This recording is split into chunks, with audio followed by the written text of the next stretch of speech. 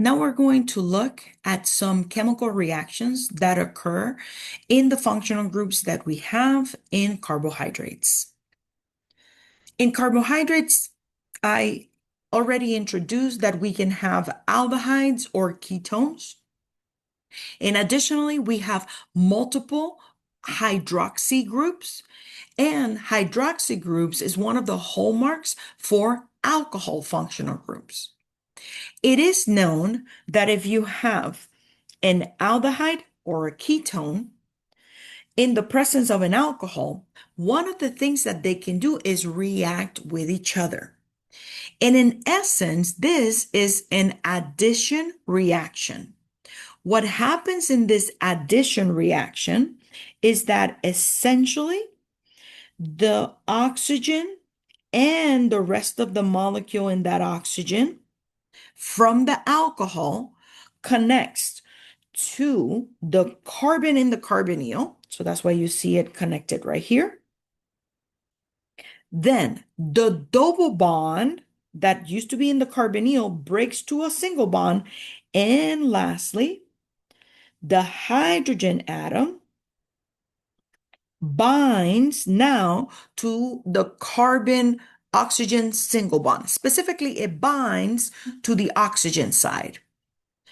The group that results from this reaction is actually called a hemiacetal. Hemiacetals in the presence of acid can actually continuously react. And when you have other alcohols, you can actually form a molecule that is called an acetal. And the acetal basically means that now, and let me just keep on highlighting my atoms, the hydrogen in the next alcohol that is added to the molecule will bind the OH group in the hemiacetal, and that's going to form water. Then the rest of the incoming alcohol, meaning the oxygen and the R group, they bind to the carbon that used to be the carbonyl, and that's how the acetal forms. Hemiacetals, as you can see, and is illustrated in the second bullet point, are not stable molecules. So that's why at times acetals are going to be the final products for this reaction. It is interesting to see that if you have an open form of a monosaccharide, because these molecules have aldehydes or ketones, and they are in the presence of hydroxy groups, then what happens to open sugars is that they can actually make cyclic hemiacetals. Now, when it comes to cyclic hemiacetals, you guys are responsible for knowing the chemistry, meaning which atoms are connected to one another. You will not be asked in exams to draw specifically from open form of a sugar to the cyclic form. So just understand specifically the chemical features of how we convert an open sugar to a closed form of a sugar. The basic chemistry that we see here is that specifically the OH group that we utilize to determine D or L configuration. So for example, in this molecule of D-glucose, this OH is in the right. So that's why this is D-glucose. So the chiral carbon that is the farthest away from the carbonyl, and I'm labeling it again with a red dot, that the hydroxy group that is bound to it is going to connect with the carbon in the carbonyl. You can see here that this is just illustrating basically the starting of the fold that takes this OH to bind to the carbon in the carbonyl. You can see them now in close proximity. So the OH is going to bind to the carbon in the carbonyl. The hydrogen is going to connect to the oxygen. The double bond from the aldehyde will become a single bond. And what results from it is that now we have a cyclized sugar. Okay? These illustrations of cyclized sugars are known as, or cyclized monosaccharides.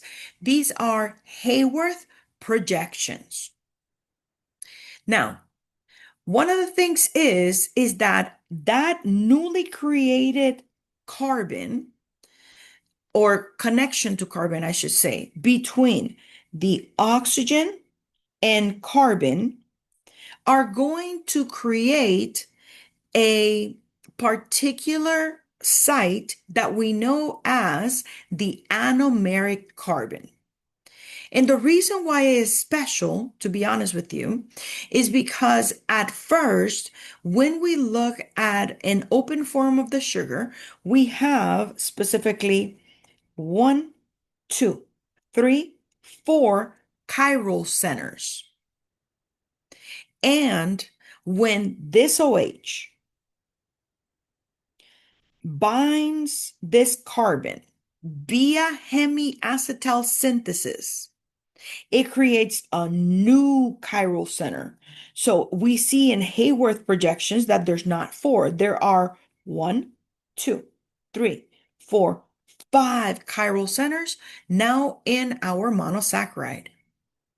And that anomeric center is going to be very important in the synthesis of carbohydrates, meaning disaccharides and polysaccharides.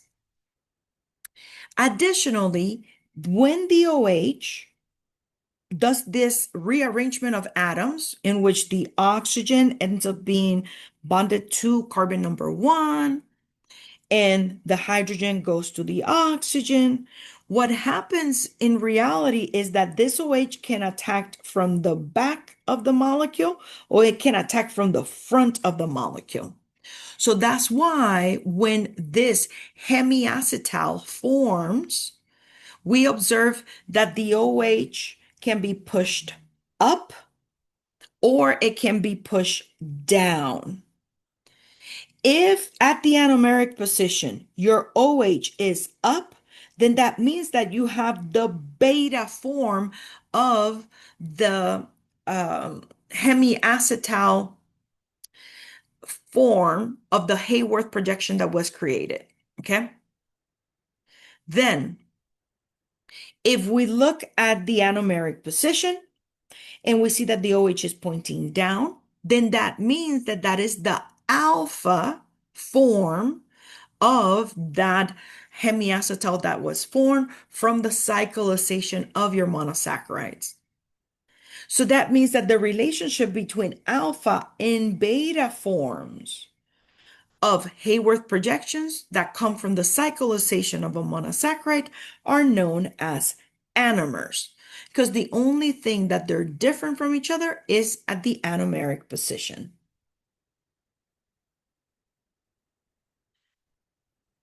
Understand that the rings that we just observed forming from the cyclization of glucose, it was a 6-member ring sugar. And 6-member means that there's 6 atoms forming a ring. When that happens, understand that that is known as a pyranose ring. It is known that other monosaccharides may not form a pyranose ring. One of the things that is observed in fructose, which is a monosaccharide that instead of aldehyde, it has a ketone. Fructose, when you see its Haworth projection, it actually forms a 5-member sugar ring system, and the oxygen atom is there. Now, the anomeric position for this is still positioned here. You see it highlighted in green. But now, because there's 5 atoms in that ring system for the sugar, that is known as a furanose ring.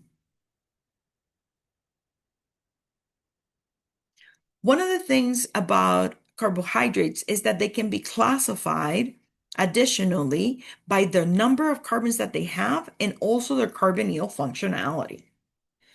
Now, when a monosaccharide has an aldehyde group, that is known as an aldose sugar.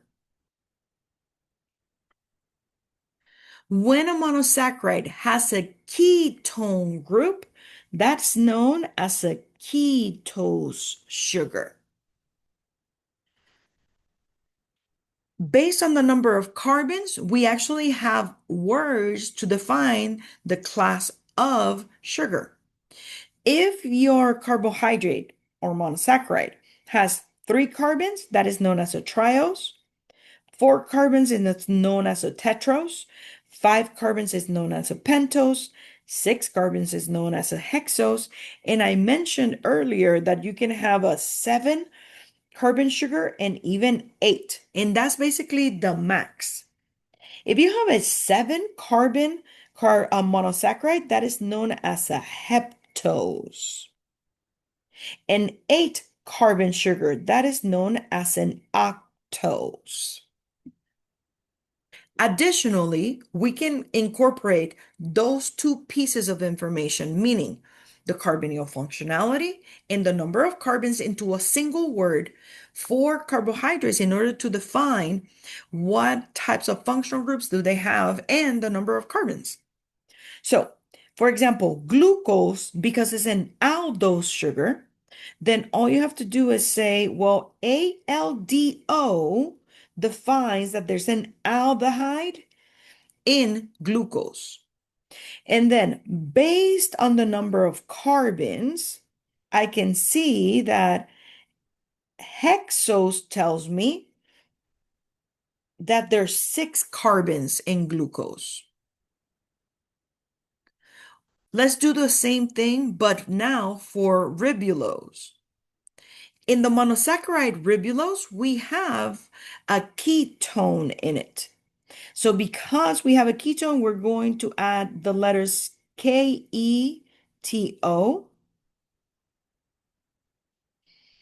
And then based on the number of carbons, we're going to say, well, there's 5 carbons. And because 5 carbons is a pentose, that's why ribulose is known as a keto pentose sugar, while glucose is known as an aldohexose sugar.